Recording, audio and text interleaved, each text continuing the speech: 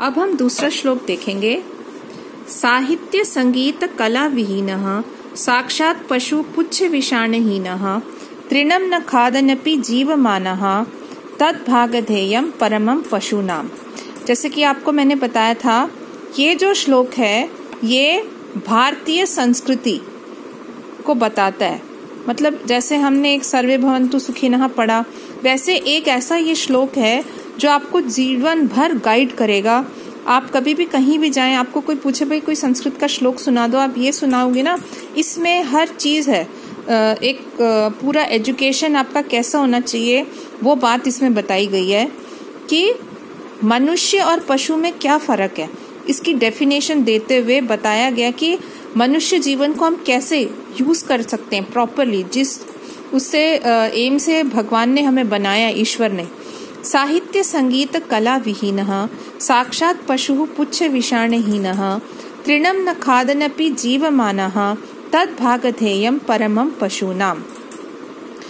साहित्य संगीत कला विहीनः मतलब ये बताया है जो मनुष्य साहित्य लिटरेचर यानी कुछ भी स्टोरीज पढ़ना, पोएट्री लिखना या कुछ भी क्रिएटिव चीज होना, संगीत यानी म्यूजिक का नॉलेज, कला यानी कोई भी art form, art and craft, इससे रहित मनुष्य में अगर ये सारी चीजें कुछ भी नहीं है तो साक्षात पशु, वो मानो एक पशु के समान है।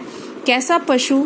जो कि पुच्छ विषाणहीनः, पूंछ और विषाण यानी कि सींग से रहित हो, ऐसे पशु के समान है। यानी अगर मनुष्य और पशु में क्या अंतर है कि मनुष्य के पास बुद्धि है और बुद्धि को हम डेवलप कर सकते हैं। कैसे कर सकते हैं? हम अलग अलग चीजें सीखते हैं, ठीक है, या तो लिटरेचर सीखते हैं, लैंग्वेजेस सीखते हैं, म्यूजिक सीखते हैं, आर्ट फॉर्म सीखते हैं।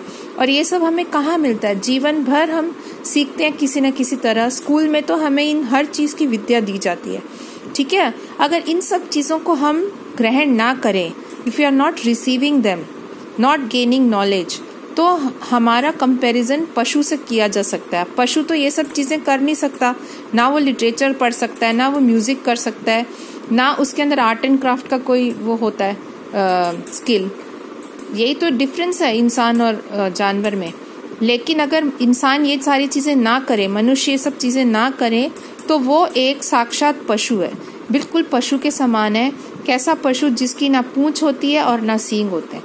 उसको तो देख के सब हंसते हैं, अरे इस जानवर की देखो पूंछ ही नहीं है। तो उसी तरह से मनुष्य में अगर ये सब चीजें ना हो तो मनुष्य एक पशु के समान है।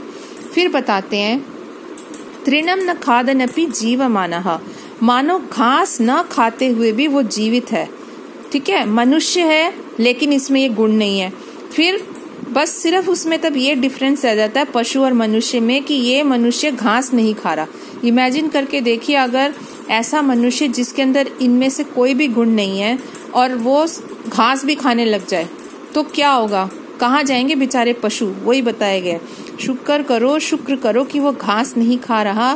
तद्भागधेयं परमं पशूनाम, ये तो पशुओं का सौभाग्य है, वरना पशुओं के लिए वो भी नहीं बच जाएगा खाने के लिए, ठीक है। तो ये बताया गया इसमें।